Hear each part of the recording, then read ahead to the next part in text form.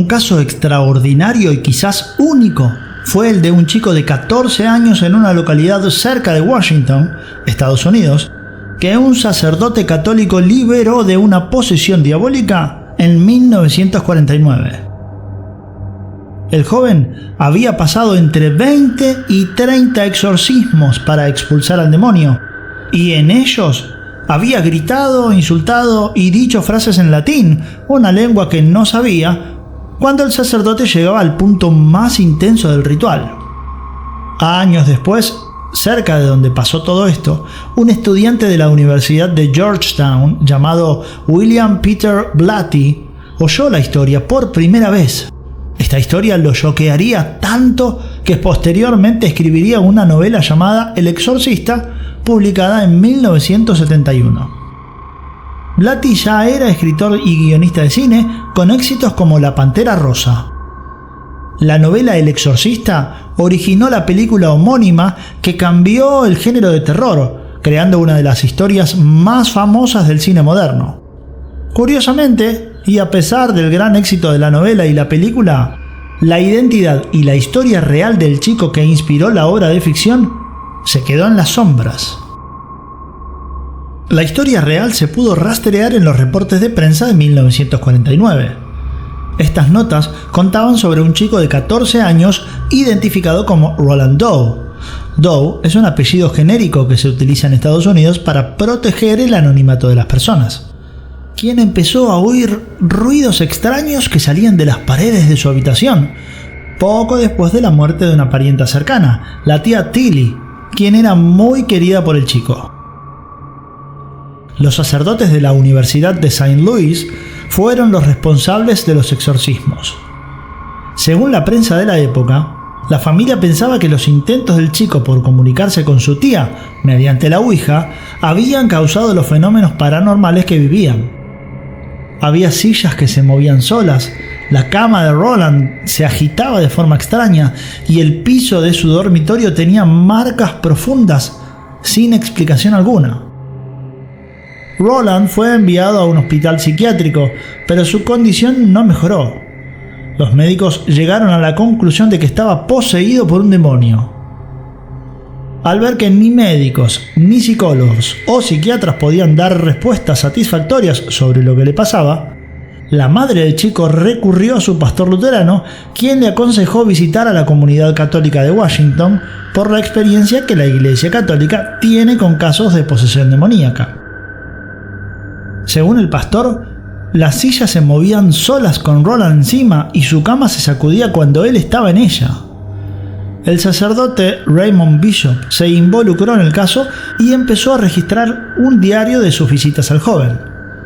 En el momento en el que el sacerdote conoció al joven, la cama de Roland se empezó a mover sola, pero se calmó cuando lo bendijo y le echó agua bendita.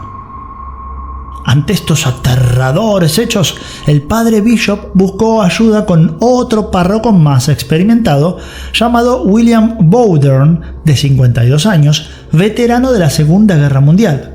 Este sacerdote fue quien dirigió los rituales. Durante las visitas de Bowdern, Roland tuvo 2 rasguños largos en forma de cruz y objetos como agua bendita volaban por la habitación. Bishop y Bowdern pidieron al arzobispo de St. Louis permiso para hacer un exorcismo y la autoridad eclesiástica lo aprobó. Los diarios de Bishop narran detalles de casi 2 meses de rituales que los sacerdotes hicieron entre marzo y abril de 1949. Se continuaron las oraciones del exorcismo y Roland convulsionó violentamente, luchando contra su almohada y sus ropas de cama. Los brazos y piernas y cabezas de Roland tuvieron que ser controlados por 3 hombres.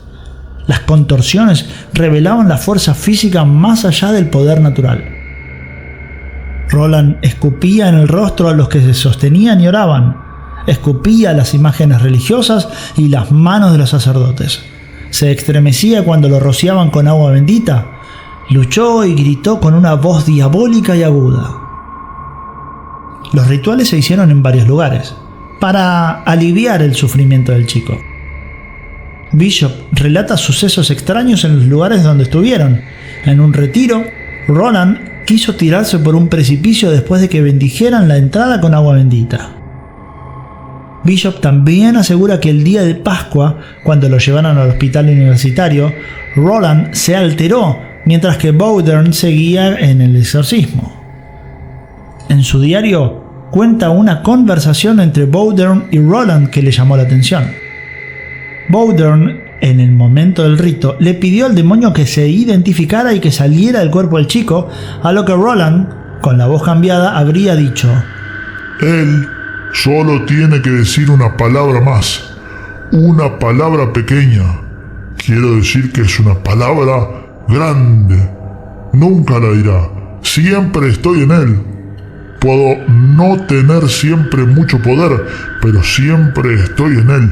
Nunca dirá esa palabra. Bishop afirmó que después de eso, poco antes de la medianoche, oyeron otra voz que salía de Roland diciendo: Satán, Satán, soy San Miguel y te ordeno, Satán, y a los otros espíritus malos que salgan del cuerpo en el nombre de Dominus, ya.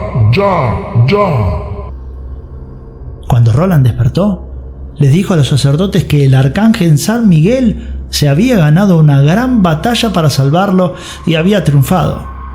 Se ha ido. ¿Qué pasó realmente con Roland Doe? La identidad de Roland Doe nunca fue revelada públicamente. Sin embargo, a lo largo de los años, varios autores han publicado investigaciones sobre el caso. En 1974, el historiador Henry Kelly entrevistó al padre Bowdern. En la conversación, Kelly también señaló que no había pruebas de que Roland estuviera poseído antes de que comenzaran los exorcismos. Los fenómenos extraños que Roland experimentó podrían haber tenido explicaciones naturales, como una enfermedad mental o una condición neurológica. En 2021, varios medios informaron que Roland Doe había fallecido en 2020 a la edad de 85 años. Doe vivió una vida larga y tranquila y anónima, lejos de la atención pública. A lo largo de los años, diferentes autores que investigaron lo ocurrido identificaron a Roland como un hombre que nació en 1935 en Maryland y que trabajó como ingeniero aeroespacial para la NASA. Como ya dijimos al comienzo, este caso conmocionó al escritor William Peter Blatty, que se basó en ella para crear su novela El Exorcista. En su libro, Blatty cambió al protagonista de la historia por una niña, pero conservó algunos elementos del caso original, como que la cama se movía sola. Otro elemento que el autor usó fue el uso de la tabla Ouija como causa de la posesión. También tomó de la historia real los insultos y escupitajos que los sacerdotes dijeron recibir de Roland cuando hacían el exorcismo. La historia de Roland Doe es una historia de misterio y controversia. Nunca sabremos con certeza qué pasó realmente con él. Sin embargo, su historia sigue siendo una fuente de fascinación para muchas personas. ¿Y tú? ¿Qué piensas? ¿Fue una posesión real o no? Déjanos tu opinión en los comentarios. Y si te gustó el video, no olvides darle like y de suscribirte a nuestro canal. Además, activa la campanita para enterarte de todas las novedades y comparte este video con tus amigos. Nos vemos en el próximo video donde te traeremos más historias de misterio y aterradoras. ¡Chao!